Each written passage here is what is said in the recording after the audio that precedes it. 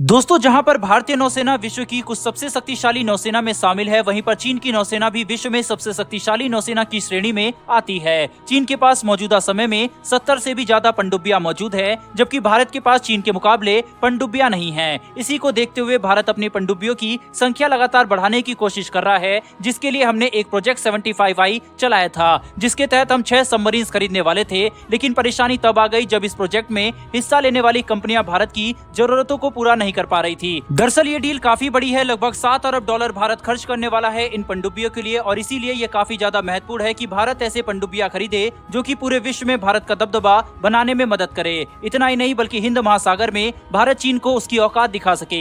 $7 अरब की ये डील कुछ कारणों की वजह से आगे नहीं बढ़ पा रही थी, और जहां पर पेच फंसे हुए थे, इस बात को लेकर भारतीय नौसेना रक्षा मंत्रालय के पास पहुंच गई, जहां पर रक्षा मंत्रालय ने प्रोजेक्ट 75I के ऊपर एक बार फिर से ध्यान देना शुरू किया और ये देखा कि हम ऐसा क्या कर सकते हैं जिससे ये डील आगे बढ़े और भारत को ये पनडुब्बियां मिल जाए। जिसके लिए भारत ने ये फैसला लिया है कि वह इस डील के तहत लिखी हुई कुछ शर्तों को बदल देगा, लेकिन हम इस डील के तहत हमारी क्षमताओं से किसी भी तरीके का खिलवाड़ नहीं करेंगे। यानी कि भारत ने ये बिल्कुल साफ कर दिया कि अगर हम $7 अरब खर्च कर रहे हैं तो हमें वह सारी तकनीक मिलनी चाहिए जो हम चाहते हैं। इतना पैसा खर्च करने के बाद हम कहीं पर भी जरा सा भी कॉम्प्रोमाइज नहीं करना चाहते। दरअसल पहले इस टेंडर में जो कंपनी स्ट्रेटेजिक पार्टनरशिप मॉडल के तहत किसी भारतीय कंपनी के साथ मिलकर $7 अरब की लागत से इन 6 पनडुब्बियों को भारत में बनाने वाली थी, उसे इन पनडुब्बियों की पूरी जिम्मेदारी लेनी पड़ती। लेकिन अब भारत ने ये बात बदल दी है और ये साफ कर दिया है कि जो कंपनी जितना काम करेगी उसे बस अपने किए गए कामों की ही जिम्मेदारी लेनी पड़ेगी। अगर इस पनडुब्बी को बनाते समय विदेशी कंपनी ने 50% काम किया है तो उसे इस पनडुब्बी में अपने द्वारा किए गए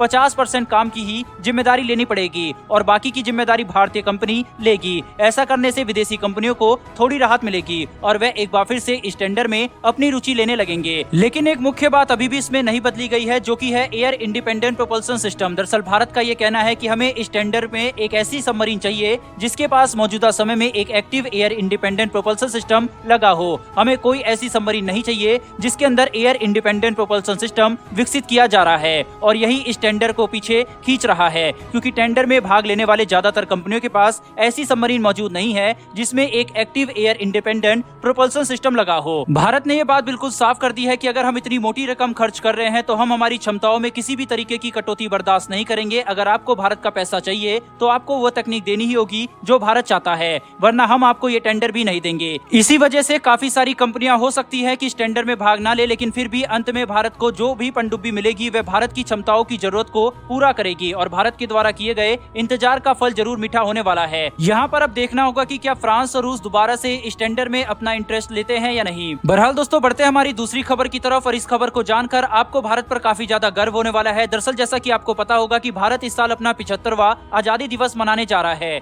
जिसके लिए हर भारतीय काफी ज्यादा उत्साहित है और हर भारतीय का सीना गर्व से चौड़ा हो गया है। लेकिन इस साल भारत कुछ ऐसा करने वाला है जैसा कि शायद आज तक भारत ने कभी नहीं किया होगा। भारत का ये कारनामा ये दर्शाता है कि मौजूदा समय में भारत कितना ज्यादा शक्तिशाली और उन्नत हो चुका है। दरअसल भारत ने ये फैसला लिया है कि 75वें आजादी दिवस के मौके पर भारतीय नौसेना के युद्धपोत 6 महाद्वीप, 3 समुद्र और 6 टाइम जोन में मौजूद होंगे, जो कि भारत के लिए काफी ज्यादा गर्व की बात है। आज भारत इतना शक्तिशाली हो चुका है कि हम देश में तो अपना आजादी दिवस मनाएंगे ही, इसके साथ साथ विश्व के अलग अलग हर महाद्वीप में अपनी नौसेना के युद्धपोत भारत का आजादी दिवस झंडा फहराकर मनाने वाले हैं, जिससे भारत की बढ़ती क्षमता और शक्ति का प्रदर्शन होता है कि भारत मौजूदा समय में एक इतना उन्नत देश बन चुका है कि भारत का प्रभाव और विश्व के हर महाद्वीप में महसूस किया जाएगा। भारतीय नौसेना के युद्धपोत अमेरिका, ऑस्ट्रेलिया, खाड़ी देश, दक्षिण अमेरिका, यहाँ तक कि यूरोप और एशिया में भी मौजूद रहेंगे। तो आप अंदाजा लगाइए कि भारत का प्रभाव इन देशों पर कितना ज्यादा बढ़ चुका है। भारत के नौसैनिक युद्धपोत इनके देशों के बंदरगाह पे खड़े होकर भारत का झंडा फहराने वाले हैं। ये भारत के लिए यकीनन एक काफी गर्व की बात है, जो भारत की बढ़ती क्षमता और शक्ति का प्रदर्शन करते हैं। बहरहाल दोस्तों, इस पर आपकी क्या राय है कमेंट बॉक्स में लिखकर जरूर बताइएगा। साथ ही आप भी कमेंट बॉक्स में जय हिंद लिखना ना भूलिएगा, और हमारी आने वाली डिफेंस और वर्ल्ड अफेयर से जुड़ी ऐसी वीडियो के लिए चैनल को सब्सक्राइब कर बेल नोटिफिकेशन को अवश्य दबा लें। फिर मिलेंगे ऐसी एक नई वीडियो के साथ। धन्यवाद। जय हिंद।